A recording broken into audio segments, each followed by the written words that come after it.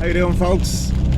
Well, it is just coming up on 9:30 on a Saturday morning in August in Ireland, and it is absolutely miserable out today.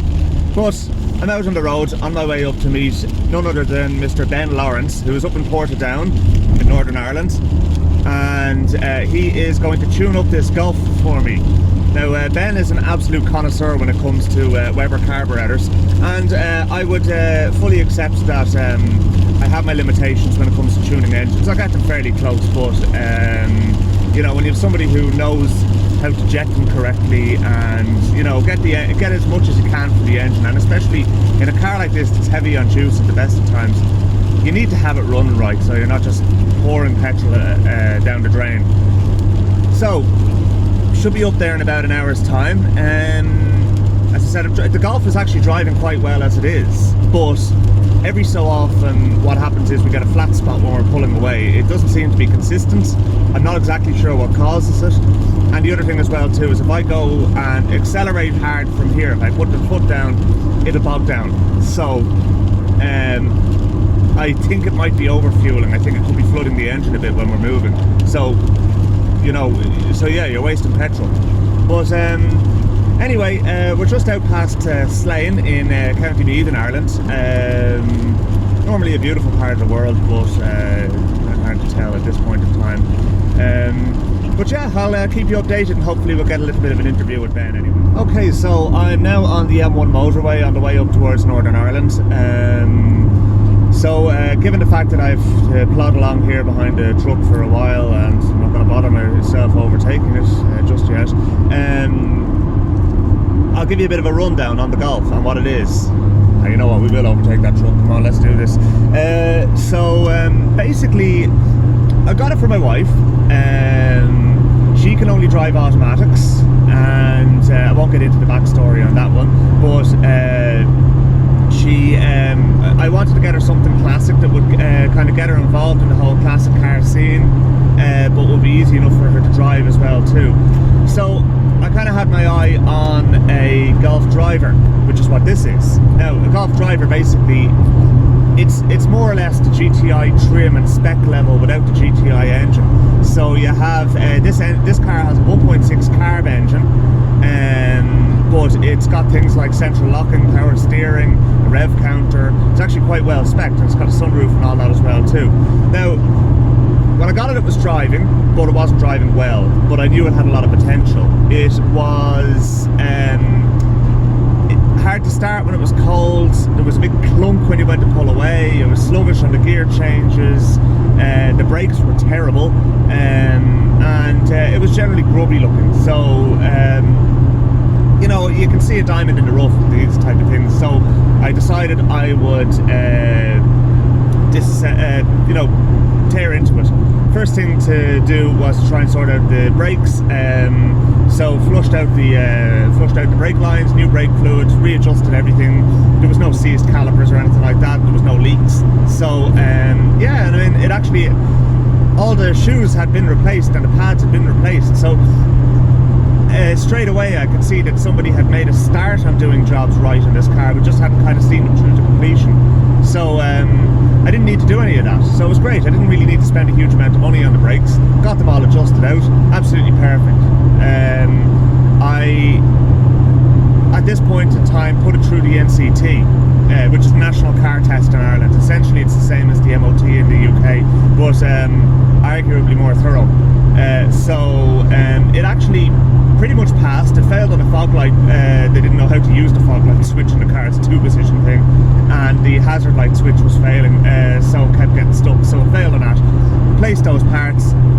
Well, I replaced the hazard light switch. It wasn't a major issue. Got a second-hand indicator stock, which the hazard light is built into. Put that in, and after that, then it was kind of just a case of getting the other bits and pieces sorted out. Now, what annoyed me was the fact that in the NCT they didn't figure out what that clunk was when you went to pull away.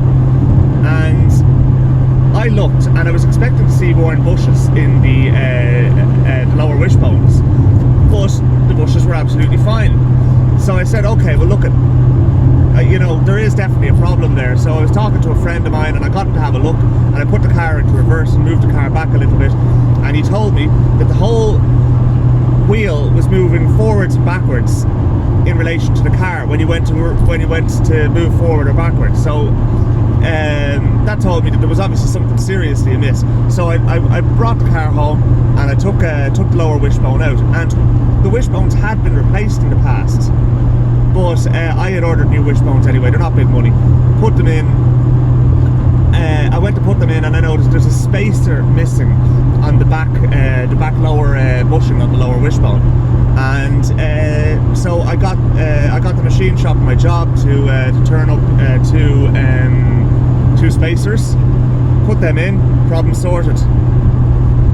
Beyond that, there was a few electrical problems. The temperature gauge wasn't working, new sensor fixed that, and the cold starting issue was sorted out by changing the immensely complicated Peerberg carburetor with a Weber carburetor conversion kit. So that did make a big difference. It means you have a choke, but it kind of yielded other problems with the engine and that as well too. So I kind of ended up chasing vacuum leaks, and there was an exhaust leak and silly stuff, nothing major.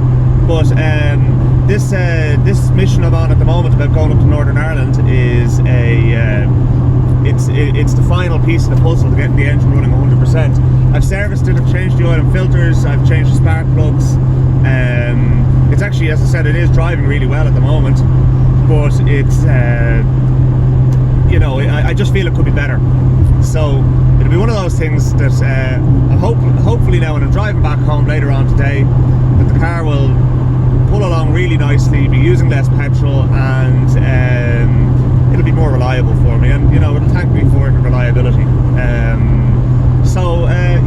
As far as the car is concerned, since I got the driver's seat with the interior retrimmed. One of the guys in the Volkswagen Club in Ireland donated a back seat rest cover for me in the same material, which was fantastic, and I'm immensely grateful for that.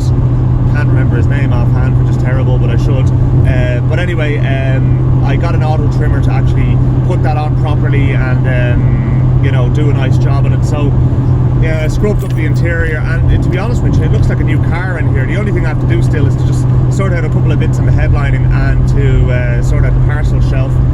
And we recently got it resprayed, so the tired tatty paint has all been rejuvenated. It's been resprayed, so it is perfect now. And it's a lovely little car. And to drive this car, to kind of give you an indication as to how this car drives, it's really nice. I mean, it doesn't feel like a 30-year-old car to drive. I mean, it's noisier than, say, my Toyota Auris, obviously. It's heavier on petrol as well too, but it's comfortable.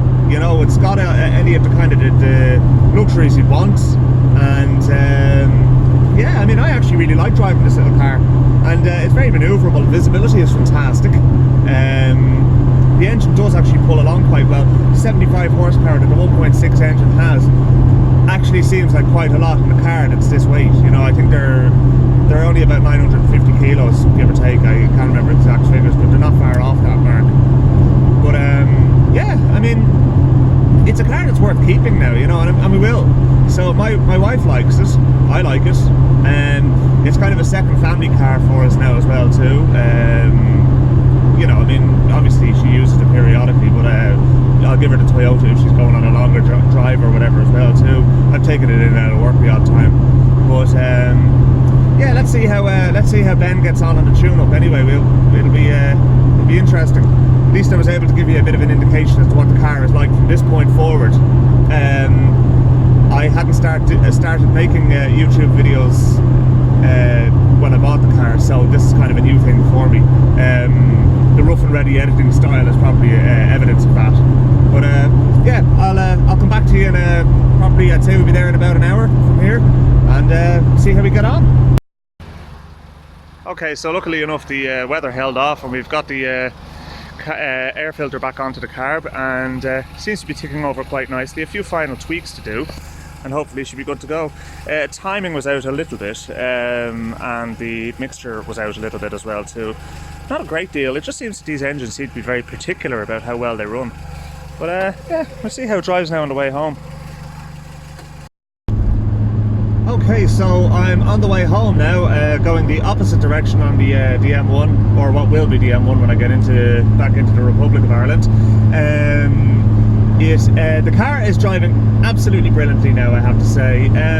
It was driving well before I kind of set out on the journey, but it just feels more responsive now. And as I was saying in the previous segment there, it obviously was just that this engine is particularly fussy, if you know what I mean. So everything has to be 100% right, or it just won't run right. But yeah, I mean, hopefully now when it comes to driving it over the next few days, the kind of the temporary flat spot that I was dealing with, coupled with the sort of the bogging down, is completely gone. I mean, obviously I've only seen it when it's been up to full running temperature, but we'll just have to wait and see. But Ben declined to be interviewed. He does videos himself on Instagram and that as well too, so if you want to watch them, they're there for you. Anyway, I know he goes under the name iTunes. I cannot think of what his Instagram handle is now, to be honest with you. It might be that, but I can find out and I'll put it in the description for you. But he hasn't been doing much content lately and has been kind of staying off the internet. But top bloke, I mean, properly nice guy, and put in the time with me. You know, I kind of got involved myself as well too, obviously. Yeah, really happy with the results. So the car is driving great now. And a few little bits and pieces still left to do on it. I just have to sort out the central lock and actuator on the passenger side. The wiper arms are on the wrong way around from the spray job. Small detail I wouldn't be too worried about, to be honest. And I want to spend some time detailing the engine bay. But we'll leave it there for this video anyway. I might kind of follow up with a few other things. Maybe detailing the engine bay might make a, well, I don't know whether it will be an interesting video or not, but I'll video a bit of it anyway, and then once I've edited it together, if you want to watch it, it'll be there for you. Thanks for watching anyway.